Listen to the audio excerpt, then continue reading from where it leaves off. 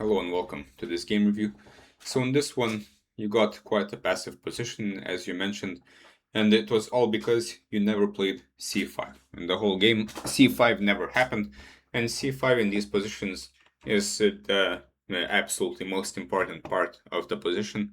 And if we do not play c5, then we will forever be down a piece, which is something we must understand, as if we do not open this bishop through this diagonal, then it has no other variation to get improved. Otherwise, black is a pawn ahead, so if he solves the problem of the bishop, then of course he's winning. So here white even decided to sacrifice the pawn like this, which is possible in some positions, but here it seems black can solve his problems quite quickly. Firstly, by playing the move b4, and here, as I mentioned, the bishop could even potentially go to this diagonal. Otherwise, the threat is now c5. For example, if white plays a5 to not allow black to play a5, after c5, black has solved the problem of the bishop.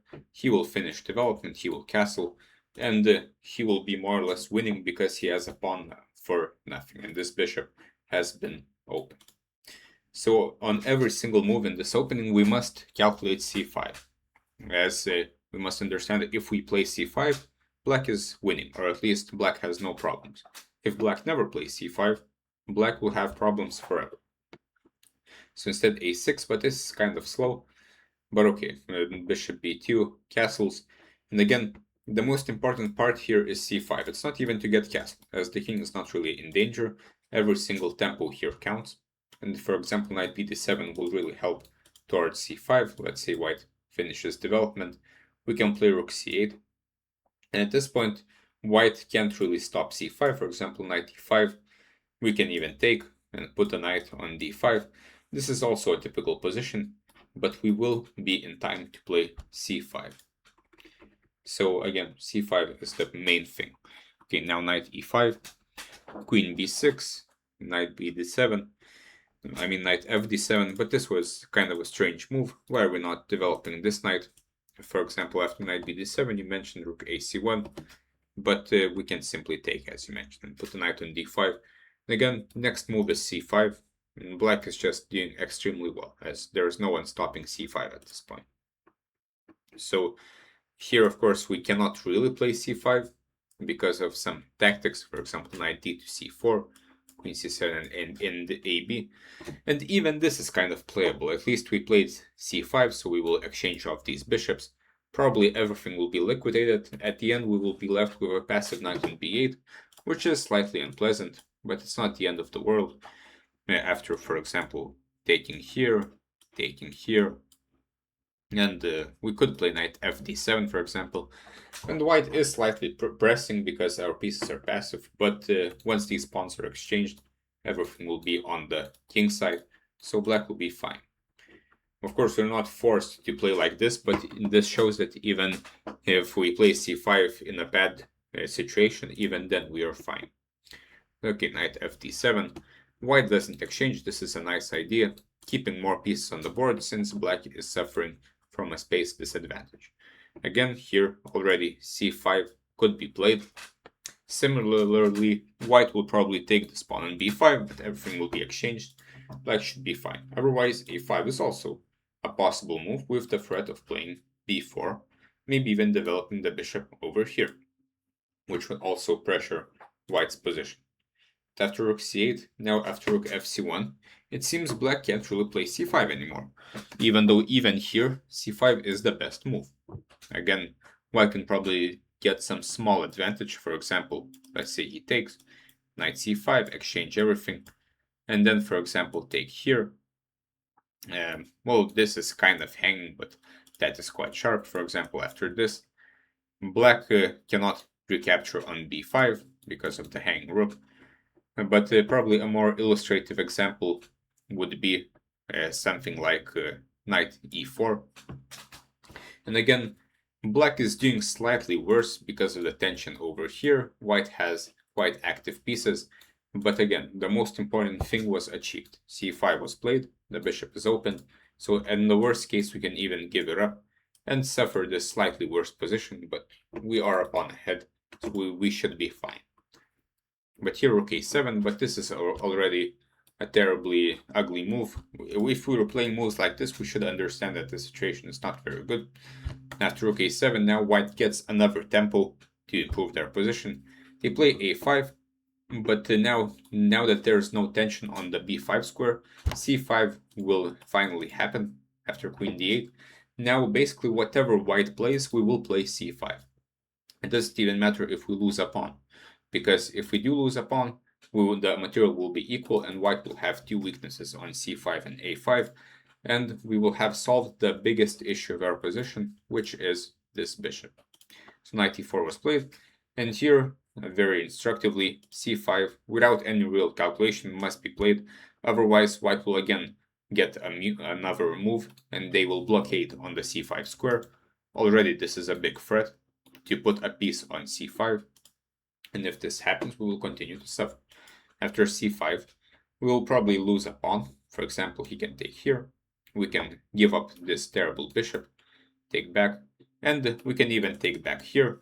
And again, in such a position, really black can't really have too many problems. He is a pawn up after all. White has some initiative with the light squared bishop, but it's nothing too special.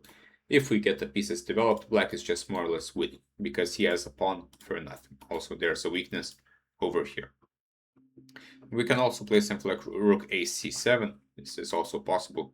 In either case, the biggest problem is gone, and black should be fine. But knight f6, this allows white to continue pressing knight c5. And bishop a8, I mean, you can really not expect white to take this bishop, he'll never do that. So this is kind of a waste of time. We should develop the pieces instead and try to exchange on c5, as there's not really much else we can do at this point.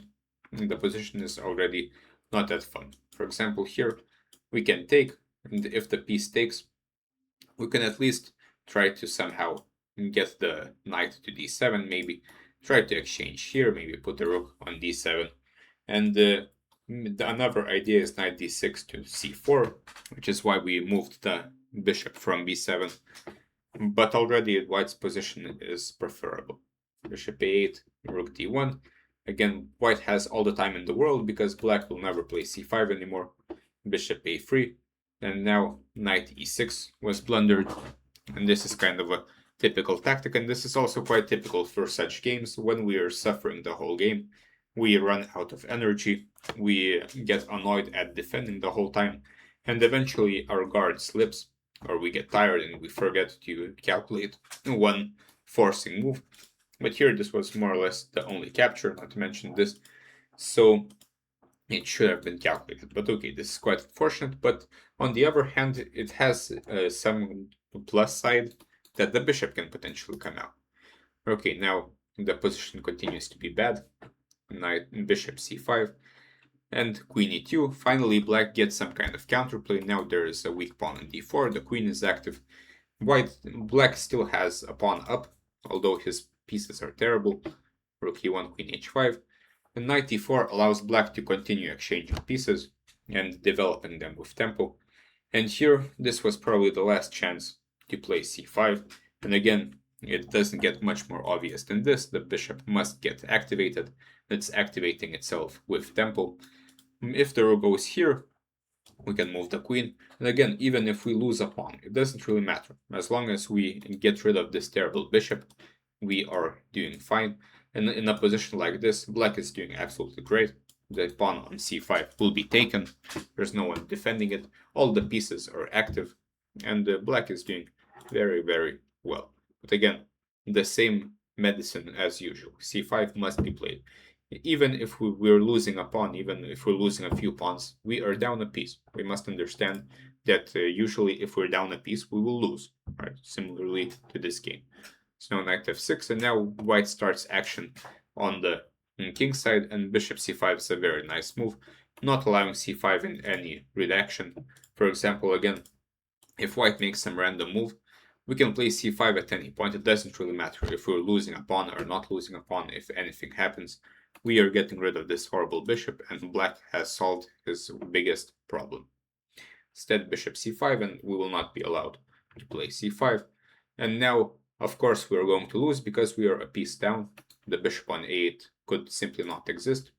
and the white is simply using all of their pieces, so it makes sense that we're losing. So quite an unfortunate game, and hopefully this goes to show that c5 must be played at all costs. It doesn't matter what exactly the consequences are, but if you never play c5, then stuff like this will happen.